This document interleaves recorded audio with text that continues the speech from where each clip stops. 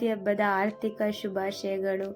ಈ ವರ್ಷದಿಂದ ನಿಮ್ಮ ಬಾಳಲ್ಲೂ ಕೂಡ ಆದಷ್ಟು ಸುಖ ಶಾಂತಿ ಎಲ್ಲ ಸಿಗಲಿ.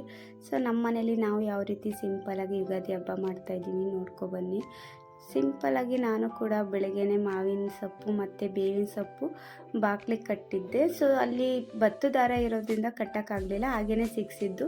ಹಾಗೆ ಒಂದು ಸಿಂಪಲಾಗಿ ಒಂದು ರಂಗೋಲಿ ಹಾಕಿದ್ದೆ. ನನಗೆ ತುಂಬ ದೊಡ್ಡ ರಂಗೋಲಿ ಹಾಕೋಕ್ಕೆ ಬರೋಲ್ಲ, ಹಾಗಾಗಿ ಸಿಂಪಲಾಗಿ ಒಂದು ಹಾಕಿದ್ದೆ. ರಂಗೋಲಿ ಹಾಕಿ ಆದಮೇಲೆ ನಮ್ಮ ಮಕ್ಕಳಿಗೆ ಇಬ್ಬರಿಗೂ ಹರಳೆಣ್ಣೆ ಹಚ್ಚಬೇಕು ಅಂತ ಹರಳೆಣ್ಣೆ ಚೆನ್ನಾಗಿ ಕಾಯಿಸ್ಕೊಂಡಿದ್ದೆ. ಇದು ನಮ್ಮ ಹಳ್ಳಿ ಕಡೆಯಿಂದ ತಂದಿದ್ದು ಹರಳೆಣ್ಣೆ, ಹಾಗಾಗಿ ತುಂಬ ಚೆನ್ನಾಗಿ ಘಮ ಬರ್ತಾಯಿತ್ತು. ಸೊ ಹಾಗೆ ಇಬ್ಬರು ಎಣ್ಣೆ ಹಚ್ಕೊಂಡು ಸ್ನಾನ ಮಾಡಿಸಿದೆ. ತುಂಬ ಹೊತ್ತೇನು ಮಕ್ಕಳು ಇರಲಿಲ್ಲ, ಇವರು ತುಂಬ ಇರಿಟೇಷನ್ ಮಾಡ್ಕೊತಾಳೆ ನನ್ನ ಮಗಳು, ಹಾಗಾಗಿ ಬೇಗ ಸ್ನಾನ ಮಾಡಿಸಿದ್ದೆ.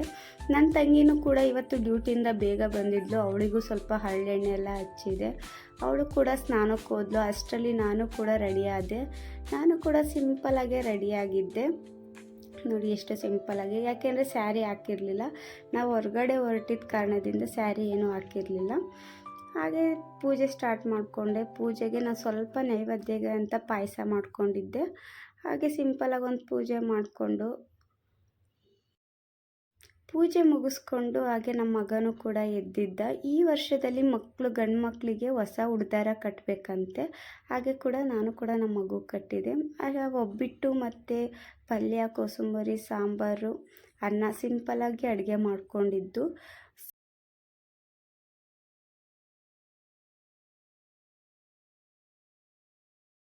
ಈ ಹಬ್ಬದೂಟ ಮನೇಲಿ ಎಲ್ಲರೂ ಕೂತು ಊಟ ಮಾಡೋದ್ರಲ್ಲಿ ಸಿಗೋ ಖುಷಿನೇ ಬೇರೆ.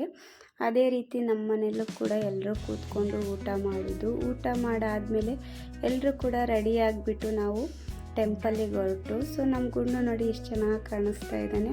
ಅದೇ ರೀತಿ ನನ್ನ ಮಗಳು ಕೂಡ ಹೊಸ ಬಟ್ಟೆ ಹಾಕ್ಕೊಂಡು ಚೆನ್ನಾಗಿ ರೆಡಿಯಾಗಿದ್ಲು. ರೆಡಿಯಾಗಿ ಎಲ್ಲರೂ ಹೊರಟ್ಬಿಟ್ಟು ಕಬ್ಬಾಳಮ್ಮನ ದೇವಸ್ಥಾನಕ್ಕೆ ಹೋಗೋಣ ಅಂತ ಹೊರಟಿದ್ದು.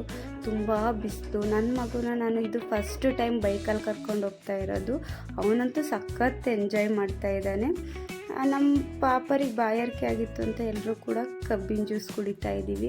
ನೋಡಿ ನಮ್ಮ ಗುಂಡು ಯಾವ ರೀತಿ ಕುಡಿತಾ ಇದ್ದಾನೆ. ಮಕ್ಕಳಿಗೆ ಕಬ್ಬಿನ ಜ್ಯೂಸ್ ಕೊಡ್ಬೋದು, ಏನು ಕೋಲ್ಡ್ ಇರಬಾರ್ದು ಅಷ್ಟೇ, ಕೊಡ್ಬೋದು.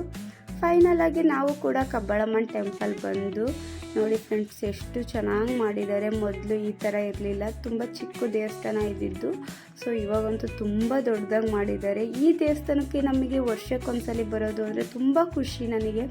ಅದು ಎಕ್ಸ್ಪೆಷಲಿ ನನಗಂತೂ ತುಂಬ ಖುಷಿ. ನಮ್ಮ ಅಪ್ಪ ಚಿಕ್ಕವರಿದ್ದಾಗ ನಮಗೆ ಕರ್ಕೊಂಬರೋರು.